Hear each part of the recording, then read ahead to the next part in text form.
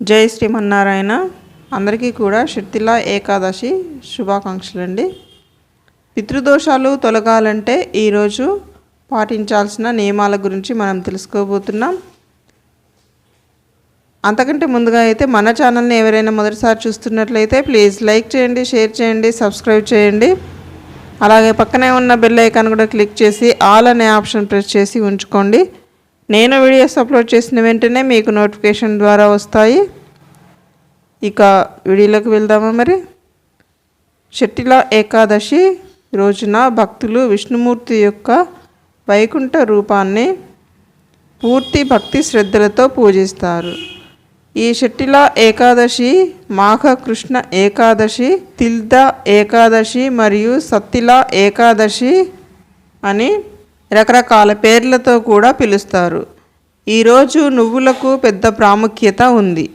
వాటిని 6 రకాలుగా ఉపయోగిస్తారు. ఈ ఏకాదశి రోజున ఉపవాసం ఉండి విష్ణువును పూజించడం వలన కోరికలన్నీ నెరవేరి పాపాలు నశించి మరియు అతను దుఃఖం పేదరికం నుండి విముక్తి కలుగుతుందని భక్తుల నమ్మకం. షట్టిలా ఏకాదశి పూజా విధానం. వేకువజామునే నిద్రలేచి నువ్వులు కలిపిన నీటితో స్నానం ఆచరించాలి.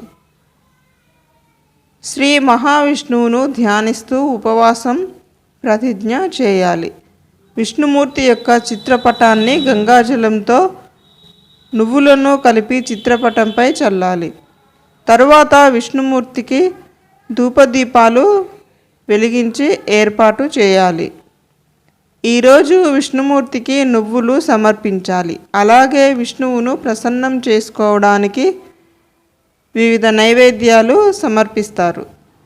ఈరోజు నువ్వులను దానం చేయండి. పవిత్రమైన అగ్ని ముందు విష్ణుమూర్తికి విష్ణు సహస్రం జపిస్తూ ప్రార్థనలు చేయండి. ఆ తరువాత రోజు పొద్దున్నే నిద్రలేచి స్నానం ఆచరించి విష్ణువుకి భోజనం పెట్టాలి. తర్వాత ఉపవాసం విరమించే ఆహారం తీసుకోండి. షట్టిలా ఏకాదశి ప్రాముఖ్యత గురించి తెలుసుకుందాం.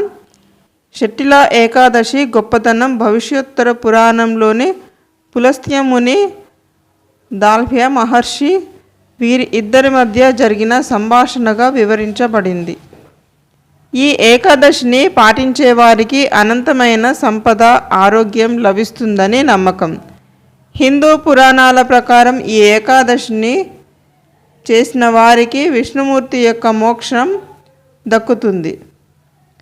ఈరోజు నువ్వులు దానం చేయడం వలన భక్తులు వారు ఈ జన్మలో లేదా గత జన్మలో చేసిన పాపాల నుంచి విముక్తి పొందుతారు. నువ్వులను నీటిలో కలిపి సమర్పించడం వలన చనిపోయిన పూర్వీకులు కూడా స్వాంతన చేకూరుతుంది. నువ్వుల యొక్క ప్రాముఖ్యత గురించి తెలుసుకోబోతున్నాం. ఈ ఏకాదశి రోజు నువ్వులు 6 రకాలుగా ఉపయోగిస్తారు. 1. నువ్వులను నీటిలో నానబెట్టి ఆ నీటితో స్నానం చేయడం. 2. నువ్వులను చర్మ సౌందర్య సాధనాలుగా ఉపయోగించడం. 3.